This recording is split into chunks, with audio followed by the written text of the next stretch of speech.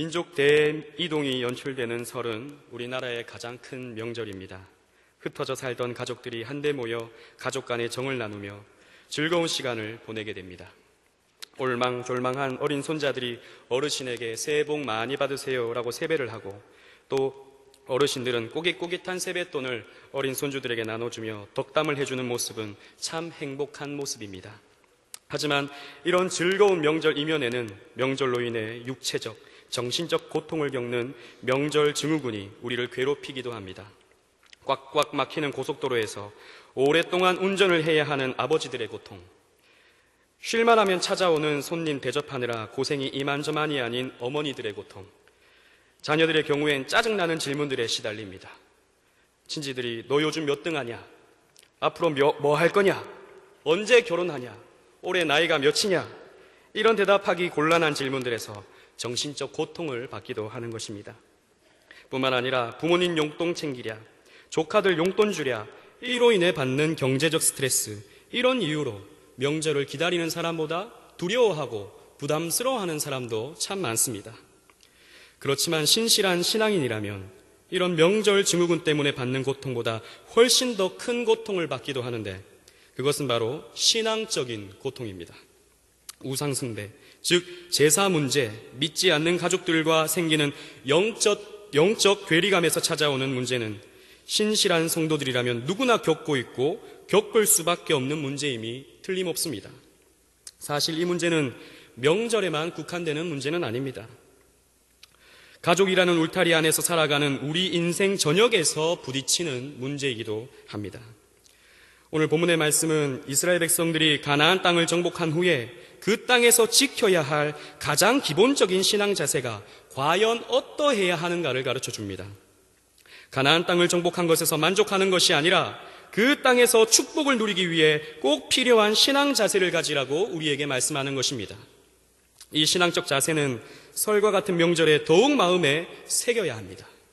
젖과 꿀이 흐르는 가나안 땅의 축복을 받아 누리기 위해 우리가 꼭 기억해야 할 신앙적 자세가 무엇인지 본문을 통해서 함께 상고해보고자 합니다. 첫째로, 가나안 땅의 축복을 누리기 위해서는 여호와 유일 신앙이 필요합니다. 본문 14절을 다 같이 읽겠습니다. 그러므로 이제는 여호와를 경외하며 성실과 진정으로 그를 섬길 것이라. 너희 열조가 강 저편과 애굽에서 섬기던 신들을 제하여 버리고 여호와만 섬기라. 아멘. 요수아는 약속의 땅인 가나안 땅을 정복한 후 모든 백성들을 세겜에 모았습니다. 그리고 마지막 고별 설교를 지금 하고 있습니다. 요수아는 여호와를 경외하며 성실과 진정으로 그를 섬길 것이라고 하였습니다. 이는 관념적 신앙, 추상적 신앙, 말뿐인 신앙에서 벗어나고 이제 실제적 신앙, 실천적 신앙, 진심의 신앙을 가지라는 것입니다. 또한 너희의 열조가 강 저편과 애굽에서 섬기던 신들을 제하여 버리라고 하였습니다. 이는 강 저편은 유프라테스 강 너머 있는 바벨론 지역을 말합니다. 이곳은 아브라함이 살던 고향 갈대아 우르 지역입니다. 그곳은 달을 신으로 섬기는 그런 지역이었습니다. 그 신은 이슈타르라고 하는 다산의 복을 주는 여신이었습니다. 아마도 이스라엘의 조상인 아브라함은 하나님을 만나기 이전에 이 이슈타르 앞에서 자녀의 복을 달라고 기도했었을 것입니다. 성경에는 이 이슈타르를 아스다롯이라고 하기도 하는데, 이 바벨론의 이슈타르와 비슷한 신이 바로 아세라 신입니다. 그리고 애굽에서 섬기던 신들은 워낙 고대 이집트의 신들이 많았던지라 다 일일이 열거할 수는 없지만 그 중에 대표적인 신이 바로 태양신 라였습니다. 애굽은 가나안 나일강의 수자원과 나일강 하류 지역의 비옥한 토지, 그리고 뜨거운 태양이 어우러져 있는 풍요로웠던 땅입니다. 그런 애굽의 풍요를 태양신 라가 준다고 사람들은 믿었던 것입니다. 마찬가지로 이 라신과 비슷한 역할을 하는 신이 가나안 땅에서는 풍요의 신 바알 신이었습니다. 이스라엘 백성은 그 조상 때부터 늘 우상 숭배에 노출되었었습니다. 아브라함이 처음 가나안 땅 세겜에 왔을 때에도 사람들은 상수리 나무 아래에서 우상을 숭배하고 있었습니다. 야곱의 경우에도 세겜에 거하면서 그 사랑하는 딸 디나가 강간을 당하게 되었을 때 야곱의 집에는 온갖 우상 장식품들이 있었습니다.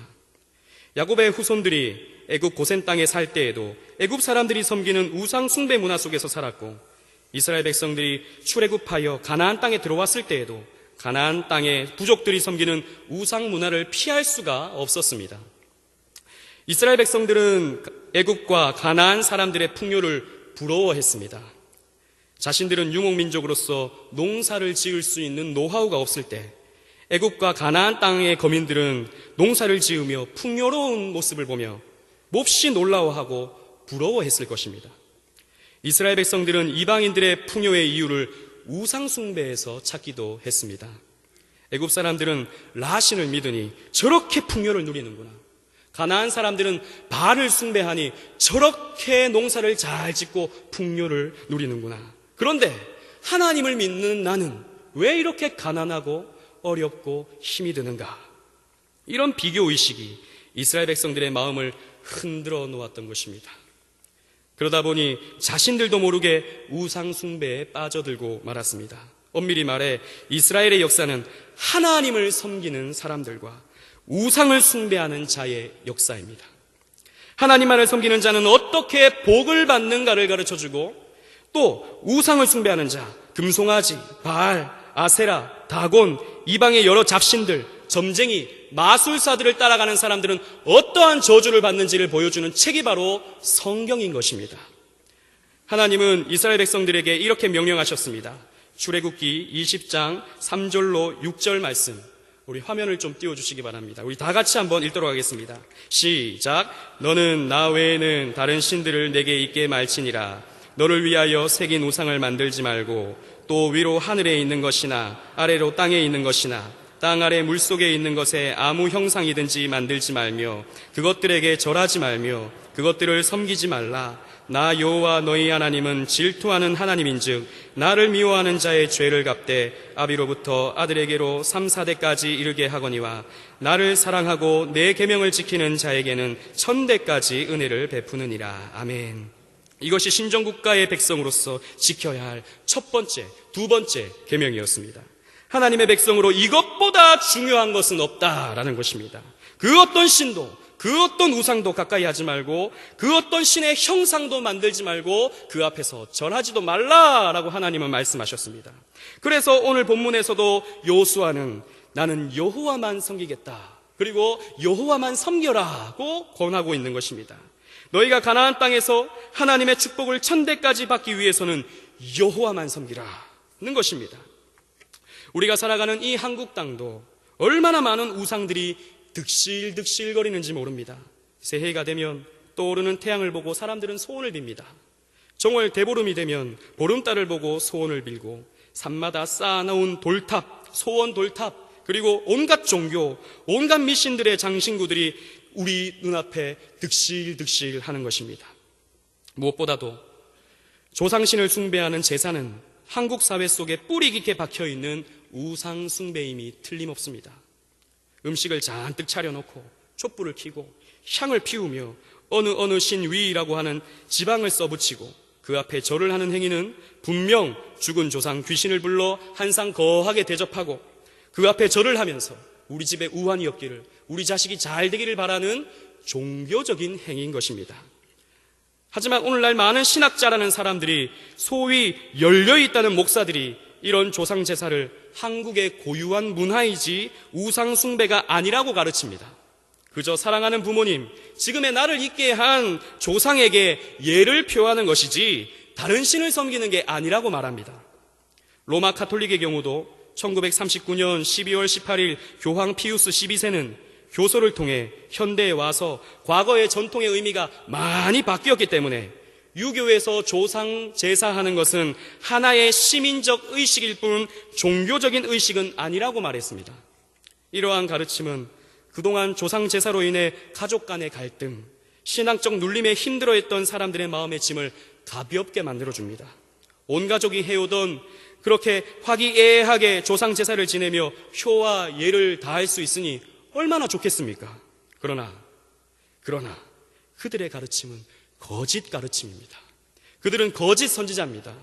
성경은 이렇게 말합니다. 시편 106편 28절 29절에 저희가 또 바알볼과 연합하여 죽은 자에게 제사한 음식을 먹어서 그 행위로 주를 경록해 함을 인하여 재앙이 그 중에 유행하였도다 라고 하였습니다.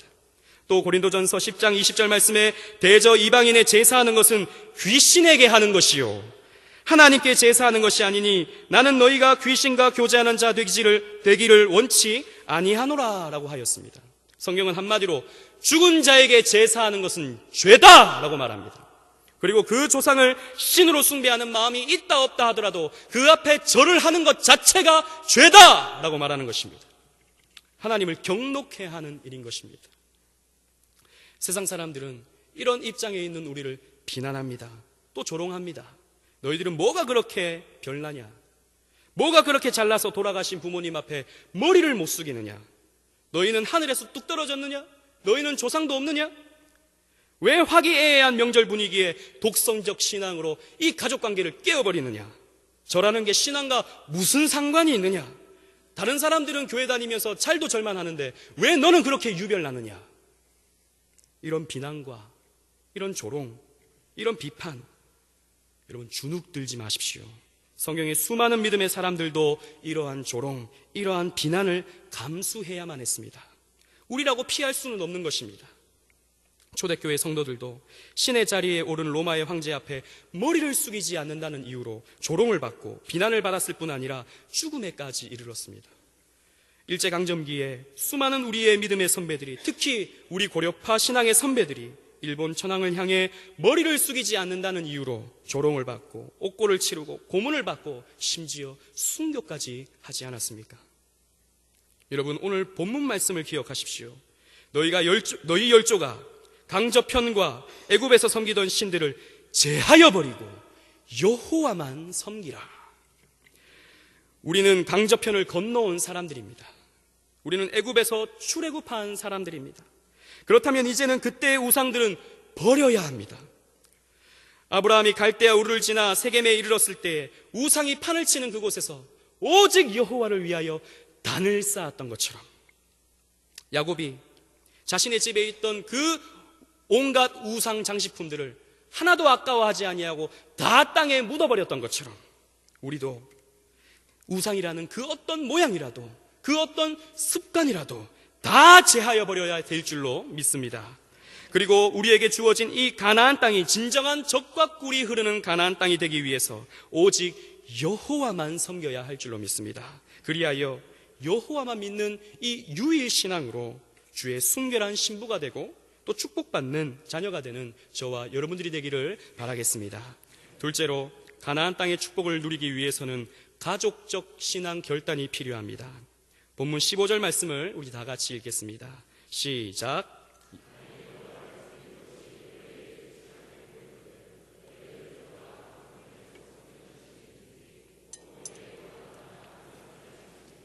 너희 섬길 자를 오늘날 택하라. 오직 나와 내 집은 여호와를 섬기겠노라. 아멘. 여호수아는 하나님만 섬길 것을 권면하며 또 결단하기를 바라고 있습니다. 만일 여호와를 섬기는 것이 너희에게 좋지 않게 보이거든 이라고 하였는데, 하나님만 믿는 유일 신앙을 갖는 것은 인간의 관점으로는 좋지 않게 보일 수 있다는 것입니다. 이 길은 어쩌면 고난의 길이기 때문입니다. 십자가의 길이기 때문입니다. 좁은 길이기 때문입니다. 그리고 믿음이 없는 자들이, 우상을 숭배하는 자들이 오히려 세상 앞에서 더 성공할 수 있고 더 부유해질 수 있으며 더 형통해 보일 수도 있기 때문입니다. 그래서 여호수아는 너희 열조가 강 저편에서 섬기던 신이든지 혹 너희의 거하는 땅 아모리 사람의 신이든지 너희 섬길 자를 오늘 택하라고 말했습니다. 세상 종교, 우상 종교는 겉으로는 평안해 보이지만, 겉은 화려해 보일 수 있지만 그 끝은 사망이다. 그 끝은 저주이다. 그 끝은 심판이다. 그러니 갈 테면 가봐라 라고 선포하고 있는 것입니다. 사실상 이 표현은 반어법적인 표현으로서 절대 가지 마라 라고 하는 여호수아의 권면일 것입니다. 그러면서 여호수아는 오직 나와 내 집은 여호와를 섬기겠노라고 말하고 있습니다. 다른 사람들은 다 우상을 숭배한다 할지라도, 다른 사람들은 다 세상적 풍요와 안락함과 부요함을 쫓아간다 할지라도 나는 여호와를 섬길 것이다 라고 말하는 멋진 위대한 신앙의 표현인 것입니다. 그리고 여호수아는 자기에게만 그치지 아니하고 내 집, 내 가정도 오직 여호와만을 섬길 것이다 라고 하는 가족적 신앙 결단을 선언하고 있습니다. 자신이 가장 사랑하는 가족들이 가나안의 축복을 받게 하겠다라고 하는 결단인 것입니다. 하나님은 가족이라는 선물을 모든 사람들에게 주었습니다. 사람은 이 가족이라는 울타리에서 태어나 인생을 배우고 또 하나님을 배우며 자라갑니다. 아버지, 어머니를 섬기면서 하나님을 어떻게 섬겨야 할지를 배웁니다. 그리고 자녀를 키우면서 하나님의 마음을 가지게 되고 하나님의 마음을 조금이라도 이해할 수가 있게 됩니다. 또 부부 사이를 통해 그리스도와의 연합을 배우고 형제들을 통해 그리스도인들과의 교제와 섬김을 배우게 되는 것입니다. 그래서 가정은 교회의 가장 작은 단위가 됩니다. 그리고 사람이 살면서 때로는 겪게 되는 힘든 고난의 역경도, 참기 힘든 시련도 이 가정으로부터 이길 힘을 얻게 되고 또 가족은 언제든지 찾아가서 편히 쉴 수 있는 보금자리가 되어줍니다. 하지만 한 영혼이 태어나 믿지 않는 가정에서 신앙생활을 하게 되면 그곳은 더 이상 안식할 수 있는 보금자리가 아니라 치열한 영적 전투 현장이 됩니다. 뿐만 아니라 가장 혹독하게 가장 힘든 연단의 장소가 됩니다. 그래서 불신 가정에서 홀로 신앙생활을 하는 사람에게 가정이란 가슴을 시리게 하는, 가슴을 아프게 하는 상처로 다가오게도 됩니다. 믿는 나 자신과 믿지 않는 가족들과의 영적 괴리감은 이루 말할 수 없이 커집니다. 세계관도 가치관도 달라진 상태에서 그 어떤 대화도 그 어떤 교제도 즐겁지가 못합니다. 내 가슴은 은혜로 벅차올라 가족들에게 예수를 전하려 해도 도무지 듣지 않고 마음을 닫아버리고 특별히 조상제사와 같은 이런 문제들 때문에 가족 관계까지 깨어져 버리게 됩니다. 그리고 주일에 가지는 가족 모임에 교회 일로 참석하지 못한다고 하면 아주 이기적이고 독단적인 미운 사람이 되고 맙니다. 그래서 예수를 모를 때는 가족을 섬기고 돌보는 것이 어렵지가 않았는데 예수를 알고 은혜를 받고 나서부터는 가족들을 섬기고 돌보는 것이 참 힘든 일이라는 것을 깨닫게 됩니다. 그러면서 신앙 문제로 가족들과 조금씩 멀어지게 되는 경우를 참 많이 봅니다.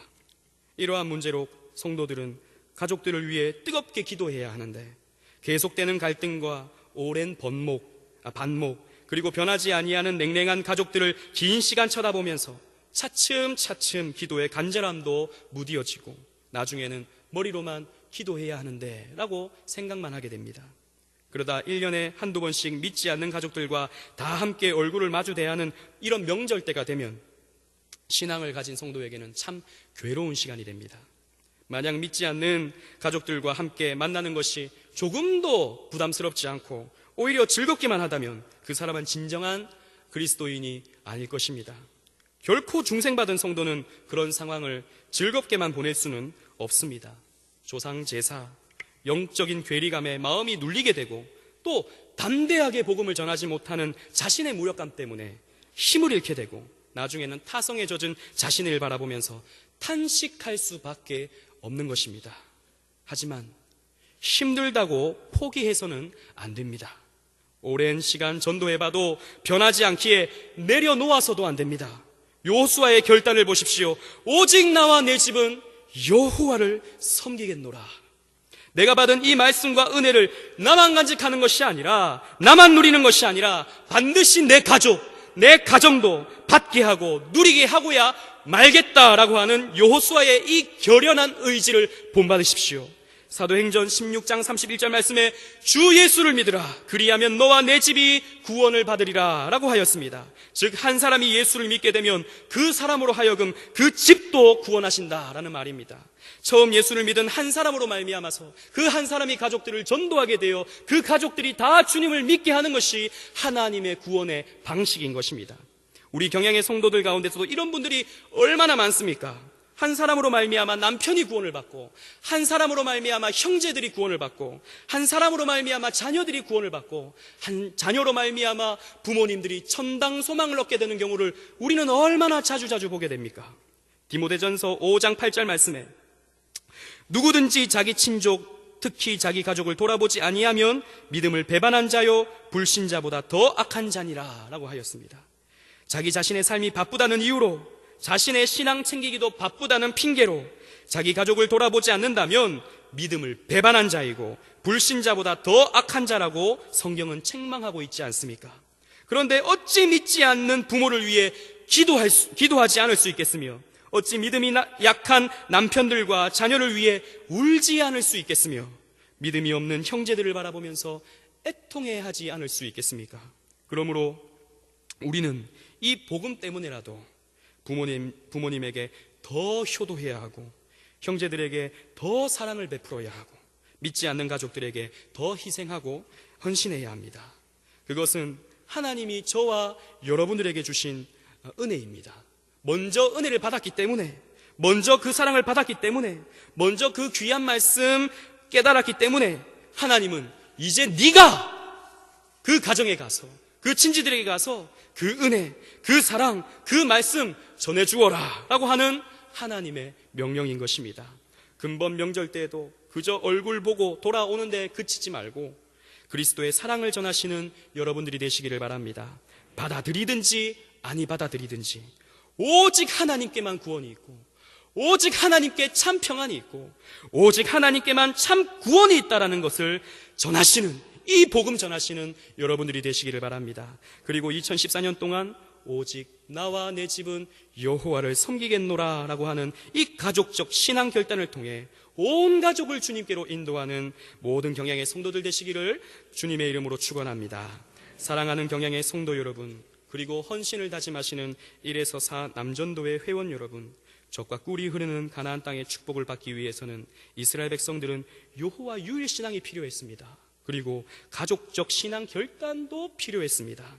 이번 설을 보내실 때 자녀, 손주들에게 덕담을 하시면서 다른 어떤 말보다도 예수 잘 믿어라 라는 이 덕담 해주시는 부모님들이 되시기를 바랍니다. 그리고 믿지 않는 부모, 형제, 자녀들을 보시면서 애통하는 마음으로 그리스도의 사랑을 전해 주시기 바랍니다.